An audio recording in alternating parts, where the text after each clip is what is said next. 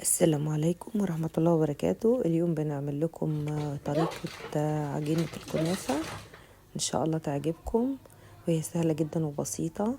كوبايتين مية، كوبايتين دقيق، معلقة ملح، معلقة سكر، نحطهم في الخلاط بس مش أكتر من كده، ومية عادية خالص من اللي احنا بنشربها. بنحط معلقة زيت كمان مع الملح والسكر والمية، معلقة زيت، معلقة من اللي بناكل بيها، وبعدين بنحط الدقيق، كل ده في الخلاط. الدقيق اللي هو الكوبايتين نقوم حبة حبة، بعدين نشغل الخلاط عليهم بحيث انهم ما يكلكعوش. حبة حبة نحطهم ونضرب الخلاط لحد ما نخلص الكمية حبة حبة.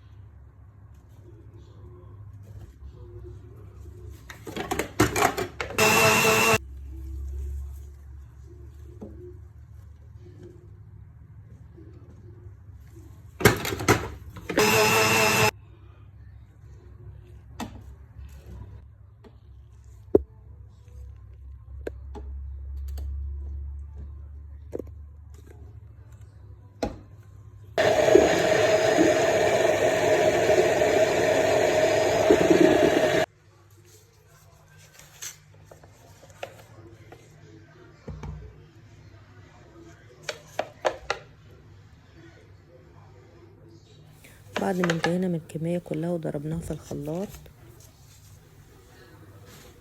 خلطت كويس قوي. بعدين شوفوا طريقتها، تلاقيها متماسكة متقطعش.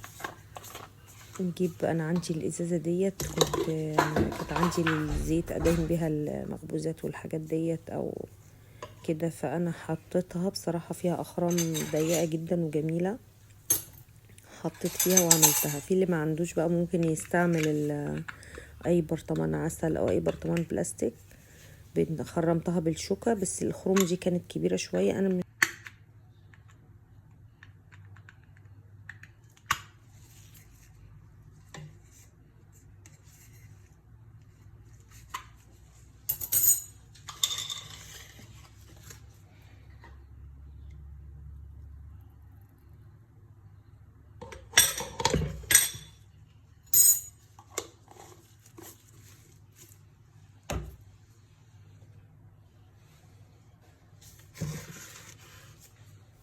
نبدأ نحط الخليط في البرطمان. هنعمل زي طاسة واحدة بس بالهي من البرطمان، وبعد كده بنعمل التانية، لان انا افضل التانية اكتر اللي خرومها ضيقة. انا عملت لكم كذا طريقة، اللي بخروم واسعة شوية او اللي خروم ضيقة شوية حسب ما تحبوا، بس انا افضلت اللي هي الخروم الضيقة شوية. فانتوا حسب ما تحبوا، الطريقة سهلة يعني. بأي شيء عندك، زجاجة بلاستيك، اي علبة، برطمان، اي حاجة منهم، وبتخرميها خروم طولية كده جنب بعض صف واحد. بندهن الطاسة اللي هي طاسة المخبوزات ديت، بندهنها بنقطة زيت كده ونلمعها تلميعة بسيطة بس عشان ما تلزقش، ونبدأ نحط عليها ديت الطاسة اللي هي المفرودة ديت. شوفوا بنفس طريقة اللي هو بتاع الكنافة بيعملها.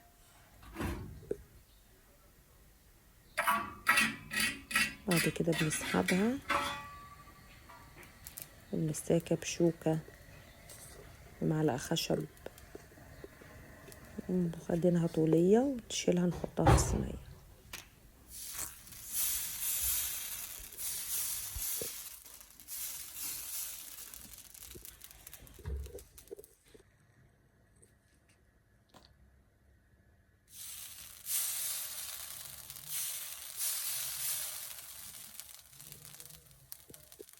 شوفوا قد ايه شكلها جميل ورفيعة جدا، زي بتاعت اللي هو بنشتريها من بتاع الكنافة بالظبط. شوفوا نعملها مرة تانية بنفس الطريقة دائرية كده، نرشها. تكون النار كويسة مش عالية قوي عشان ما تحرقش مني.